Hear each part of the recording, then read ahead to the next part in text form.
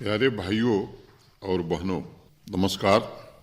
25 नवंबर सन 1949 को संविधान सभा में अपना भाषण समाप्त करते हुए आदरणीय बाबा साहब भीमराव अंबेडकर ने कहा था कि सामाजिक लोकतंत्र का अर्थ जीवन के उस मार्ग से है जो स्वतंत्रता, समता और बंधुत्व को जीवन के सिद्धांतों के रूप में अभिज्ञात करता है। इन तीनों का मिलकर एक संयुक्त रूप बनता है जिसे एक दूसरे से अलग नहीं किया जा सकता।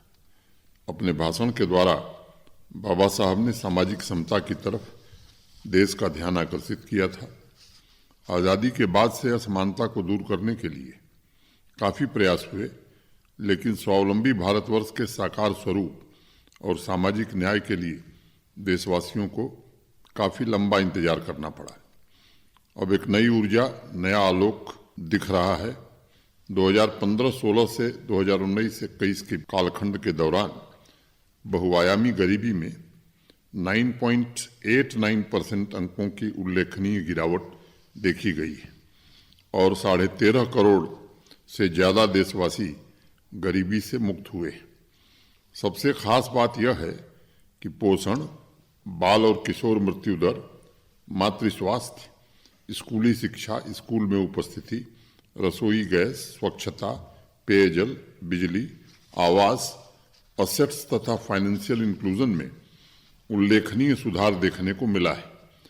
सभी नागरिकों के लिए समानता और अवसरों का सृजन हुआ है और वंचित वर्ग विकास की मुख्य धारा से जुड़ा है। आप जानते हैं, जम्मू कश्मीर के सभी 4291 ग्राम पंचायतों को बदलते भारतवर्ष के मजबूत इरादे और हौसलों के साथ जोड़ने के लिए बैक टू विलेज अभियान प्रारंभ किया गया था। जन भागीदारी पर आधारित इस अभियान का 5वां चरण 16 तारीख को समाप्त हुआ है, लेकिन बैक टू विलेज से संबंधित गतिविधियां पूरे वर्ष भर चलती रहती हैं। इसका मुख्य लक्ष्य ग्रामीण सामाजिक आर्थिक व्यवस्था में आदर्श बदलाव लाकर गांवों को विकास की नई ताकत बनाना है। आज़ादी के बाद लंबे समय से अगर हम तुलना करें तो पिछले 4 वर्ष में समता, सामाजिक सुरक्षा, अधिकार और अवसर के नए स्तंभ निर्मित किए गए हैं, जिस पर भावी यूनियन टेरिटरी का निर्माण किया जा रहा है। मैं ये कह सकता हूँ कि जम्मू कश्मीर में विकास का माहौल इतना अच्छा पहले कभी नहीं रहा जितना आज है। इस यूनियन टेरिटरी की तारीख में कभी भी ऐसा नहीं हुआ कि तमाम चुनौतियों के बावजूद लगातार 4 साल तक सभी सेक्टर्स में विकास इतनी रफ्तार से हुआ हो। इसका असली श्रेय जम्मू कश्मीर के सभी नागरिकों को जाता है, जिन्होंने जम्मू कश्मीर को वैभव के शिखर पर ले जाने के प्रशासन के लक्ष्य में बढ़ चढ़ कर के योगदान दिया है। दलित, आदिवासी, पिछड़ा वर्ग पहले की तुलना में आर्थिक रूप से सशक्त हुआ है। नारी शक्ति अधिकार संपन्न बनकर प्रगति के उच्चतम शिखर की ओर बढ़ रही है। लेकिन अभी भी गांवों को पूरी तरह आत्मनिर्भर बनाने के लिए हमें एक लंबा सफर तय करना है। मैं सभी नागरिकों से आग्रह करता हूं कि शिक्षा, स्वास्थ्य, टूरिज्म, स्वरोजगार, एग्रीकल्चर तथा एलाइड सेक्टर में बैक टू विलेज अभियान के दौरान जिन कार्यक्रमों की जानकारी दी गई है उनसे स्वयं जुड़ें और आस पड़ोस के अन्य लोगों को भी इसके लिए प्रेरित करें। इन सभी कार्यक्रमों के उद्देश्यों की पूर्ति के लिए जो साधन संसाधन आवश्यक होगा वह बिना किसी देरी के प्रशासन उपलब्ध कराएगा। बैक टू विलेज के संबंध में जम्मू से वरुण शर्मा ने एक ऑडियो मैसेज के माध्यम से एक सुझाव भेजा है। आइए वरुण का संदेश सुनते हैं। एलजी सर, मेरे पास बैक टू विलेज 5 कार्यक्रम और सीनियर सिटीजन्स क्लब के संबंध में कुछ सुझाव हैं। ये हैं, चल रहे बैक टू विलेज 5 कार्यक्रम का उपयोग उन वरिष्ठ नागरिकों की एक निर्देशिका बनाने के लिए किया जाना चाहिए जिन्हें सहायता की आवश्यकता है। संबंधित बीडीओ को ज़रूरतमंद वरिष्ठ नागरिकों का डाटा एकत्र करना चाहिए और लोकल सीनियर सिटीजन्स क्लब को एक सेट स्टैंडर्ड पर उनके कामकाज और आवश्यकताओं की एक विस्तृत रिपोर्ट प्रस्तुत करने के लिए कहना चाहिए। इसे डिपार्टमेंट ऑफ सोशल वेलफेयर को सबमिट करना चाहिए। बैक टू विलेज 5 के फंक्शनरीज की टीम को इन सामुदायिक केंद्रों, मनोरंजक क्लबों और अन्य संघों का दौरा करना चाहिए और उनके द्वारा किए जा रहे काम के बारे में पूछताछ और सहायता करनी चाहिए। उन्हें स्थानीय सीनियर सिटीजन्स क्लब को व्यापक प्रचार दिलाने में मदद करने के लिए निकटतम विज्ञापन एजेंसियों तक भी पहुंचना चाहिए। इन बैठकों के दौरान समुदाय के भीतर इसके प्रभाव को प्रदर्शित करने के लिए क्लब की उपलब्धियों और सफलता की कहानियों के रिकॉर्ड को व्यापक रूप से मान्यता दी जानी चाहिए। धन्यवाद। वरुण, आपके सुझाव के लिए बहुत बहुत धन्यवाद। मैं सीनियर सिटीजन की डिटेल्स और उन्हें मिल रहे सभी सुविधाओं की जानकारी के लिए स्पेशल डेटाबेस बनाने के संबंध में जरूर निर्देश दूंगा। अभी 1 महीने के भीतर जम्मू तथा श्रीनगर में पेंशनर सम्मेलन आयोजित किया गया था। ऐसा अभियान हर डिस्ट्रिक्ट में चलाया जा रहा है। प्रशासन की पूरी कोशिश है कि समाज कल्याण की सभी योजनाओं का 100% सैचुरेशन हो। प्यारे भाइयों और बहनों, गांव की प्रतिभा एवं क्षमता अद्भुत है। साधनों से उनका तालमेल आर्थिक विकास के लिए आवश्यक है। बैक टू विलेज अभियान एक और बड़ा संदेश देता है। अधिकतर समस्याओं का समाधान गांव में ही मौजूद है। हमें सोचने का ढंग बदलकर परिवर्तन का खुद नेतृत्व करना होगा। अगर हर नागरिक तय कर ले कि उसके गांव में एक भी अशिक्षित बच्चा नहीं होगा, उनका गांव सबसे स्वच्छ, कुपोषण मुक्त, टीबी रहित, नशा मुक्त तथा इलाके का सबसे आकांक्षी गांव होगा, तब उसी वक्त से परिवर्तन की शुरुआत हो जाएगी। इस बदलाव में बजट नहीं बल्कि सामूहिक चित्त का संकल्प चाहिए। प्राचीन काल में शास्त्रों की रचना इसलिए की जाती थी कि अगर जीवन में कुछ रहस्यमय है तो समाज को उसकी खोज की कुंजी थमाई जा सके ताकि सामूहिक बदलाव संभव हो सके। उसी तरह गांव के बदलाव की कुंजी आप हैं। मुझे पूरी उम्मीद है आप सभी के प्रयासों से गांव में विकास का वैसा ही स्वरूप नजर आएगा जो शहरों में दिखाई पड़ रहा है। भगवत गीता में कर्म और अकर्म के बीच अंतर समझाते हुए भगवान श्री कृष्ण कहते हैं, गहना कर्मणो गति, कर्म की गति गहन है। ऐसा कर्म जो जीवन को जीने की क्षमता एवं साहस प्रदान करे, जो चेतना को भयमुक्त करे और व्यक्ति को नए अभियान के लिए प्रेरित करे। किश्तवाड़ की 16 वर्षीय शीतल ने अपने सपनों के साथ कर्म की गहनता से प्रसिद्धि के नए शिखर को छुआ है। एशियन पैरा गेम्स में आर्चर शीतल ने इंटरनेशनल प्लेटफॉर्म को तिरंगे से रंग दिया। किश्तवाड़ से पैरा आर्चरी में गोल्ड मेडल की उनकी यात्रा ने पूरे जम्मू कश्मीर के स्पोर्टिंग एरेना में नई चेतना, नए उत्साह, नए उमंग का संचार किया है। मैं उनके साथी पैरा आर्चर राकेश कुमार को भी अपने लक्ष्यों के प्रति सजगता के लिए बधाई देता हूँ। दोनों प्रतिभाशाली एथलीट्स ने अपने शानदार प्रदर्शन से 2023 को उपलब्धियों का वर्ष बना दिया है। यदि प्रथम ही अभियान में मंजिल मिली तो क्या मिला, यदि ठोकरें खाई न भटका तो बता तू क्या चला, इस तरह से चल के तुझ पर लक्ष्य को अभिमान हो, पदचिन्ह का फिर बाद में तेरे दीप सा सम्मान हो। आपकी दीप्ति आने वाली पीढ़ी के लिए पदचिन्ह हो, ऐसा गहन कर्म जीवन का संकल्प होना चाहिए। कर्म एक अपूर्व सूत्र है जो हर दिन एक नया सूरज उगाने की क्षमता रखता है। पिछले महीने मैंने हौसला कार्यक्रम के माध्यम से अपने बिजनेस वेंचर को स्केल अप कर रही वेमेन एंटरप्रेन्योर्स का जिक्र किया था। इस महीने मैं कुछ ऐसे प्रोग्रेसिव किसान भाइयों और बहनों का जिक्र करना चाहूँगा जो अपने कर्म, अपने परिश्रम से काल के चक्र को तेजी से घुमाकर जम्मू कश्मीर की ग्रामीण अर्थव्यवस्था को शक्तिशाली एवं समृद्ध बनाने का प्रयास कर रहे हैं। करथोली ब्लॉक सांबा के रहने वाले इनोवेटिव किसान भाई पुष्पिंदर सिंह की नई शुरुआत में मैं उनके साहसिक निर्णय और परिवर्तन की वैसी ही आकांक्षा को देख रहा हूँ। पारंपरिक रूप से खेती द्वारा पुष्पिंदर सिंह की कुल आय लगभग 80,000 रुपये सालाना थी। उन्होंने एग्रीकल्चर डिपार्टमेंट के सहयोग से डाइवर्सिफिकेशन की दिशा में कदम बढ़ाया। उनकी शुरुआत छोटी जरूर थी लेकिन सपने बड़े थे। 1 साल के भीतर उन्होंने अपने मशरूम प्रोडक्शन यूनिट को 1,000 बैग से 7,000 बैग तक पहुंचा दिया और इनपुट कास्ट के पश्चात उनका शुद्ध लाभ सालाना 15 लाख रुपए से ज्यादा हो गया। उनका यह कदम एक उज्जवल भविष्य निर्मित करने की अटूट प्रतिबद्धता एवं धैर्य को दर्शाता है। कई बार हमें लगता है कि हमारी महत्वाकांक्षाएं सबसे ऊंची हैं, लेकिन सच तो यह है कि उनके परे भी कुछ ऊंचाइयां हैं और जिन्हें मंजिल समझा था दरअसल वह सब पड़ाव है। कुलगाम के जहूर अहमद ने जब मुस्क बुज्जी की खेती शुरू की तब उन्हें इस बात का एहसास नहीं था कि हाइड्रोपोनिक्स की तकनीक से वह अन्य किसानों के लिए भी नया मार्ग तैयार कर रहे हैं। अपने स्पेशल एरोमा और क्वालिटी के लिए मशहूर मुस्कबुज्जी राइस की ग्लोबल मार्केट में खास डिमांड है और मुझे उम्मीद है कि अब जीआई टैग मिलने के पश्चात किसान भाइयों को और अधिक मुनाफा होगा। क्योंकि जम्मू कश्मीर की 70% आबादी एग्रीकल्चर तथा एलाइड सेक्टर पर निर्भर है, इसलिए जम्मू तथा कश्मीर दोनों संभाग में प्रशासनिक डिपार्टमेंट्स को निर्देश दिए गए हैं कि किसान भाइयों को बड़ी सफलताएं हासिल करने के लिए हर संभव सहायता उपलब्ध कराई जाए ताकि वह विश्वास के साथ मंजिल की ओर आगे बढ़ें। डोडा जिले के मलोठी गांव की प्रोग्रेसिव फार्मर श्रीमती वंदना देवी कुछ समय पहले तक मक्के की खेती करती थी। उन्होंने पारिवारिक खेती में विविधता लाने का प्रयास किया और इस वर्ष 20 कैनाल खेत में उन्होंने मेरीगोल्ड फ्लावर की खेती की है। इस परिवर्तन से उन्हें पारंपरिक खेती से 4 गुना से ज्यादा इनकम प्राप्त हुई है। वंदना जी के प्रयासों ने मलोठी गांव में एक नई क्रांति पैदा की है और करीब 20 अन्य फार्मर्स ने भी डाइवर्सिफिकेशन की दिशा में कदम बढ़ाया है। मेरीगोल्ड फार्मिंग आज उस गांव में अनेक सपनों को खिलने का अवसर प्रदान कर रहा है। मैं समझता हूं आज लोगों का यह विश्वास कि प्रशासन के प्रयास उनके परिवार में परिवर्तन ला रहे हैं हमारी सबसे बड़ी ताकत है। आज जम्मू कश्मीर में चारों तरफ जिस तरह प्रगति की हलचल है उससे समाज की संगठित ऊर्जा को बल मिला है।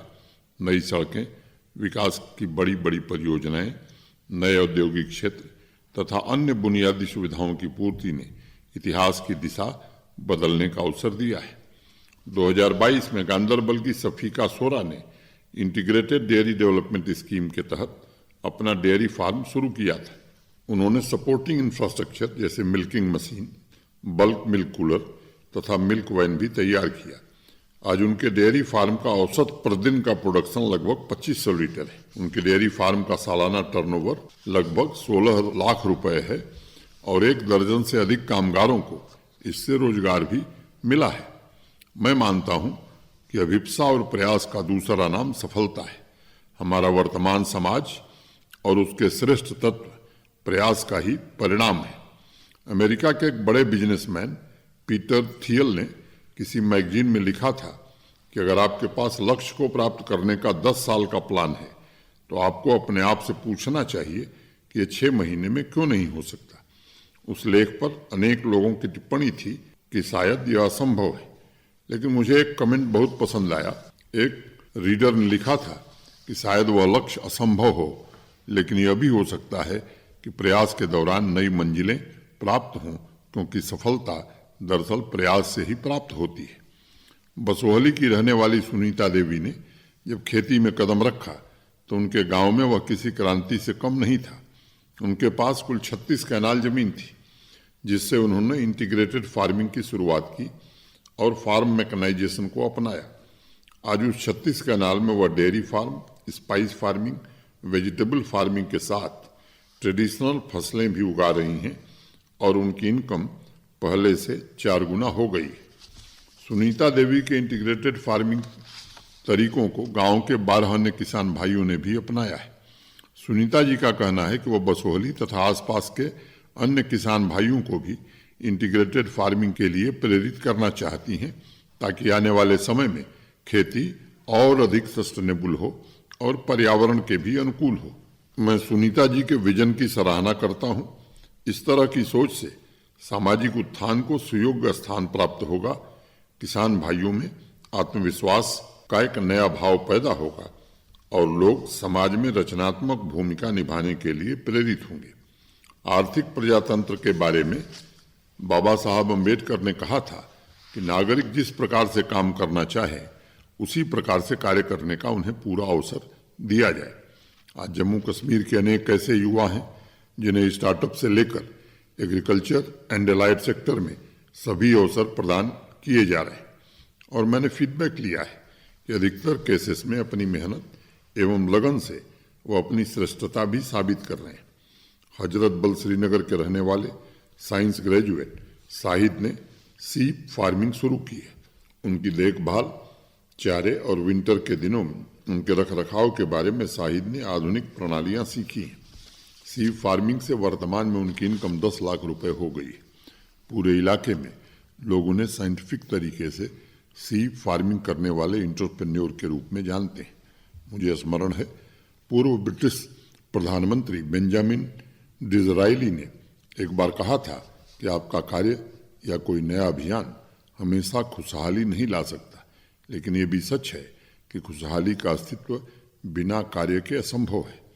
अमर सिंह कॉलेज के ग्रेजुएट जुबीर अहमद ने अपने पैतृक नगर रामबन में इसे सिद्ध करके दिखाया है। पारंपरिक मक्के एवं पैडी की खेती में उन्होंने स्लोपिंग सरफेस पर एप्पल, कीवी, पियर्स के प्लांटेशन से छोटी शुरुआत की थी। तत्पश्चात एग्रीकल्चर डिपार्टमेंट के सहयोग से उन्होंने इसका दायरा बढ़ाना शुरू किया। शुरू में उनके गांव के लोग इस प्रयोग से बहुत प्रभावित नहीं थे, लेकिन जब उन्होंने देखा कि पहले साल ही उन्हें 5 लाख रुपए की अतिरिक्त आमदनी हुई है, तो उनके पास सीखने के लिए युवाओं और किसानों का तांता लग गया। आज अपने व्यक्तिगत उद्यम के अलावा वह लोगों को गाइड करके सामाजिक पुनर्निर्माण का पवित्र काम भी कर रहे हैं। प्यारे भाइयों और बहनों, सरदार वल्लभ भाई पटेल कहा करते थे कि व्यक्ति जो भी काम करता है उसका असर पड़ोसियों पर होता है, इसलिए सभी को मजबूत होना चाहिए। पिछले 38 महीनों में जो बदलाव हुए हैं उसकी एक बड़ी वजह यह भी है कि समाज में नई जागृति आई है और उसका असर दूसरों पर भी पड़ा है। लोगों को आश्चर्य होता है कि 7 दशक तक इस धरती पर किस तरह की व्यवस्था थी और उसी धरती में अब क्या बदलाव आया है। नई चेतना, नए उत्साह और नए पुरुषार्थ से आम आदमी आज उज्जवल भविष्य के लिए काम कर रहा है और उसका असर समाज के सभी हिस्सों पर पड़ा है। जम्मू कश्मीर के इतिहास में पहली बार अभाव, विषमता और शोषण जैसे शब्द गायब हो रहे हैं और प्रत्येक नागरिक पुरानी व्यवस्था को हटाकर नवनिर्माण के मार्ग पर चलने के लिए उत्सुक है। एक पुरानी कहानी है, किसी गांव का एक कम्युनिटी हॉल बहुत पुराना हो गया था। तेज हवा भी चलती थी तो ऐसा लगता था कि पूरी बिल्डिंग गिर जाएगी। कुछ सालों में हालात इतने खराब हो गए कि गांव की मीटिंग उस बिल्डिंग के अंदर नहीं बल्कि बाहर आयोजित की जाने लगी। एक दिन मीटिंग में एजेंडा रखा गया कि अब नया कम्युनिटी हॉल बनाना जरूरी हो गया है, नहीं तो बारिश के मौसम में महीनों तक एक भी मीटिंग संभव नहीं होगी। इस बात से अधिकतर लोग सहमत थे, लेकिन कुछ लोगों का कहना था कि इस कम्युनिटी हॉल को गिराना उचित नहीं होगा क्योंकि यह हमारे पूर्वजों ने बनाई, इसलिए कोई और उपाय खोजना चाहिए। काफ़ी बहस के पश्चात निर्णय लिया गया कि पुराने कम्युनिटी हॉल की जगह नया कम्युनिटी हॉल निर्मित किया जाएगा और चूंकि यह पूर्वजों की निशानी है इसलिए नए हॉल का डिजाइन हूबहू इसके जैसा होगा। दूसरा निर्णय लिया गया कि नए कम्युनिटी हॉल में पुराने हॉल के सभी खिड़की और ईंटों का प्रयोग होगा। उस मीटिंग में एक और प्रस्ताव पारित किया गया कि जब तक नया कम्युनिटी हॉल नहीं बन जाता तब तक पुराने कम्युनिटी हॉल को किसी भी सूरत में नहीं गिराएंगे। और यह कहानी आगे कहती है, कई दशक गुजर गए, वह पुराना कम्युनिटी हॉल जिसका तस खड़ा रह गया। यह कहानी प्रतीक है कि बिना पुरानी व्यवस्था को समाप्त किए नई व्यवस्था कायम नहीं की जा सकती। रचना निर्माण का अर्थ यही है कि पुरानी व्यवस्था की जगह नई व्यवस्था का साहस उत्पन्न हो। आज समाज इस प्रकार नए आत्मबल के साथ आगे बढ़ रहा है, उसके पीछे एक बड़ा कारण यह भी है कि नई व्यवस्था ने संकल्प के साथ आगे बढ़ने का मार्ग प्रशस्त किया है। सांबा से शिवेंद्र सांडिल्य ने डिस्ट्रिक्ट लेवल पर यूथ पार्लियामेंट ऑर्गेनाइज करने के संबंध में मुझे एक पत्र भेजा है। शिवेंद्र ने लिखा है, school education, higher education mission, youth तथा सिविल सोसाइटी ग्रुप्स के साथ मिलकर यूथ पार्लियामेंट को एक सशक्त एजुकेशनल टूल के रूप में तैयार किया जा सकता है जो युवाओं को प्रशासनिक व्यवस्था, लोकतांत्रिक मूल्यों तथा अन्य सामाजिक आर्थिक विषयों पर जागरूक कर सकेगा। शिवेंद्र का कहना है, इस तरह का प्लेटफॉर्म संविधान में उल्लिखित महत्वपूर्ण तथ्यों को जिला स्तर पर नौजवान पीढ़ी तक पहुंचाने में सफल हो सकता है और उस पर विशेष रूप से शोध करने की प्रेरणा भी उन्हें प्रदान की जा सकती है। आज के समय में इंटरनेट तथा मास मीडिया के द्वारा भौगोलिक दूरियां समाप्त हुई हैं, लेकिन देश के अनेक हिस्सों के ऐसे विषय हैं जिन पर युवाओं के लिए चर्चा करना आवश्यक है ताकि अन्य राज्यों के इश्यूज, सांस्कृतिक विरासत इत्यादि पर खुलकर चर्चा की जा सके। शिवेंद्र, आपके पत्र के लिए बहुत बहुत धन्यवाद। मुझे आपका सुझाव अच्छा लगा। मुझे ये जानकर और अधिक प्रसन्नता हुई कि आज नौजवानों में देश के अन्य हिस्सों की घटनाओं और संस्कृति को लेकर उत्सुकता जगी है। प्राचीन समय में भी हमारे तीर्थ स्थान देश के अलग अलग हिस्सों में इसलिए बनाए जाते थे ताकि लोगों में भौगोलिक एकता का भाव पैदा हो और समाज में नित नए विचारों का जन्म भी हो। इस समृद्धि की वजह से देवता भी कामना करते थे कि उनका जन्म भारतवर्ष में ही हो। गायन्ति देवा किलगीतकानी धन्यास्तुते भारत भूमि भागे। मैं आपके सुझाव पर संबंधित विभाग को एक्शन प्लान बनाकर कार्य करने का जरूर निर्देश दूंगा ताकि संवैधानिक ज्ञान, सामाजिक आर्थिक दृष्टिकोण तथा विभिन्न संस्कृतियों की मानस धारा युवा मन में नए विचारों को पनपने का अवसर प्रदान करे। कुपवाड़ा से शेख जमशीद ने हायर सेकेंडरी एवं हायर एजुकेशनल इंस्टीट्यूशंस में नीति शास्त्र, नागरिक शास्त्र तथा क्रिटिकल थिंकिंग को प्रमोट करने के संबंध में मुझे कुछ सुझाव भेजे। जमशीद ने लिखा है कि स्कूल एजुकेशन तथा हायर एजुकेशन डिपार्टमेंट मिलकर एक ऐसा सिस्टम तैयार करें जिसमें इन सब्जेक्ट्स की रूटीन पढ़ाई के बजाय नीति शास्त्र, नागरिक शास्त्र तथा अन्य रिलेवेंट विषय पर शोध कर रहे स्कॉलर्स, एक्सपर्ट्स के लेक्चर इनफॉर्मल वातावरण में आयोजित किए जाएं ताकि नौजवान पीढ़ी आज के समय की आवश्यकता के अनुरूप अनेक इशूज को समझ सके। जमशीद का कहना है इस प्रकार का एक्सपोजर राष्ट्र के नैतिक मूल्यों के सिद्धांत, आचरण एवं कर्तव्यों का बोध कराने में सफल हो सकता है। जमशीद, आपके सुझावों के लिए बहुत बहुत शुक्रिया। राष्ट्रीय शिक्षा नीति में भी चरित्र, नैतिक, संवैधानिक मूल्यों, बौद्धिक जिज्ञासा तथा रचनात्मकता पर विशेष बल दिया गया है। प्रशासन इसे सभी शिक्षण संस्थाओं में पूरी तरह से लागू करा रहा है। मैं ये बात जिम्मेदारी से कहना चाहूँगा कि पिछले 38 महीनों में जम्मू कश्मीर को ज्ञान आधारित अर्थव्यवस्था बनाने के प्रयास किए गए हैं और स्कूल एजुकेशन तथा हायर एजुकेशनल इंस्टीट्यूशंस में एक जीवंत वातावरण पैदा हुआ है। ह्यूमैनिटीज़ और टेक्निकल एजुकेशन दोनों क्षेत्रों के सब्जेक्ट्स में 21वीं सदी की क्षमताओं का विकास प्रमुख लक्ष्य है।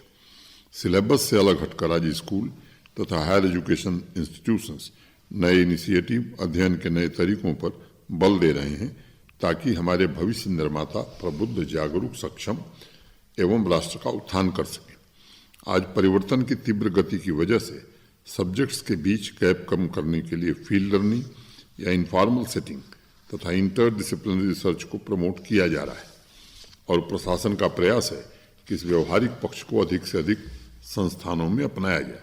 जमशीद, मैं आपके सुझाव पर स्कूल और हायर एजुकेशन डिपार्टमेंट को विचार करने तथा आवश्यक कार्रवाई हेतु जरूर निर्देश दूंगा। पुंछ से शोएब मलिक ने डिस्ट्रिक्ट यूथ एम्बेसडर के संबंध में मुझे एक पत्र भेजा है। शोएब ने लिखा है कि आजकल लगभग हर जिले में विभिन्न क्षेत्रों में युवा प्रतिभाओं का जन्म हो रहा है जिन्हें 1 साल के लिए जिला प्रशासन डिस्ट्रिक्ट एम्बेसडर नियुक्त कर सकता है।